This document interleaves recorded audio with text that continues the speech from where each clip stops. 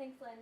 So as Lynn mentioned, my name is Caitlin Goodrich, and I'll be talking about our paper on the nexus of wildlife trafficking and security. This quote from the National Strategy to Combat Wildlife Trafficking underscores the importance of this issue to the U.S. government. A National Intelligence Council report also corroborates that connection, identifying the groups who are involved in wildlife trafficking. Those groups include rogue security personnel, militias, terrorist organizations, transnational organized crime, as well as government officials.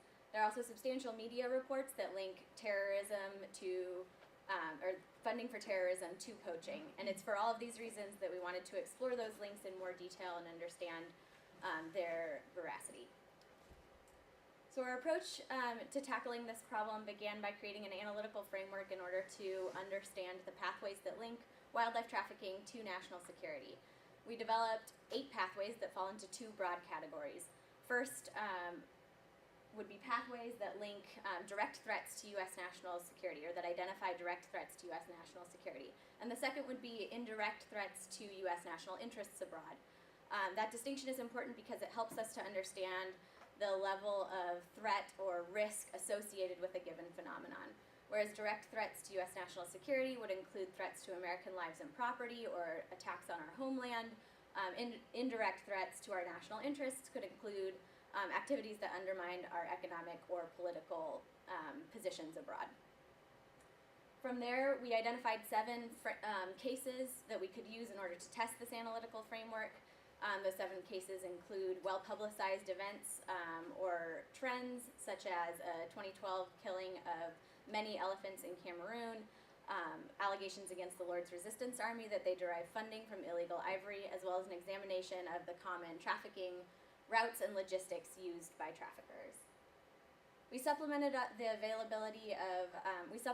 publicly available sources with interviews that we conducted during a visit to Washington, D.C. with relevant U.S. government agencies and NGOs. And lastly, we crafted policy options that can address this intersection between wildlife trafficking and national security.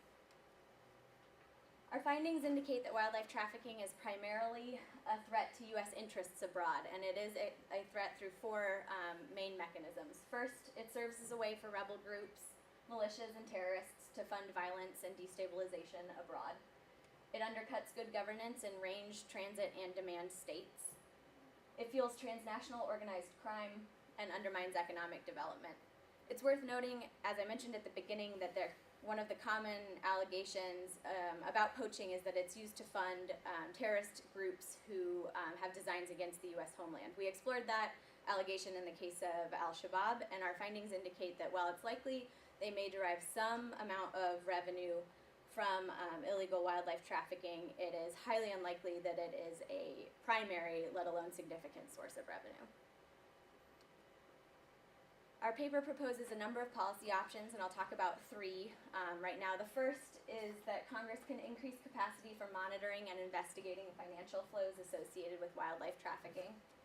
The second, direct relevant agencies to create a periodic report exploring which groups derive funding from wildlife trafficking. And third, to expand the use of information software to increase the availability of data. Each of these has associated advantages and disadvantages. For example, with our first policy option, by tracking financial flows, we may be able to identify other illicit goods that follow the same financial flow patterns, thereby increasing the effectiveness of our law enforcement efforts against other illegal products. However, there may be limited funding available to hire additional forensic accountants. For the second policy option, this report would require increased interagency cooperation on trafficking, and specifically would require the involvement of Fish and Wildlife Service in order to develop this report. On the other hand, if this report doesn't net meaningful enforcement or follow-up action, then it risks becoming reporting for the sake of reporting. With that, I'll hand it off to Cliff to talk about multilateral approach.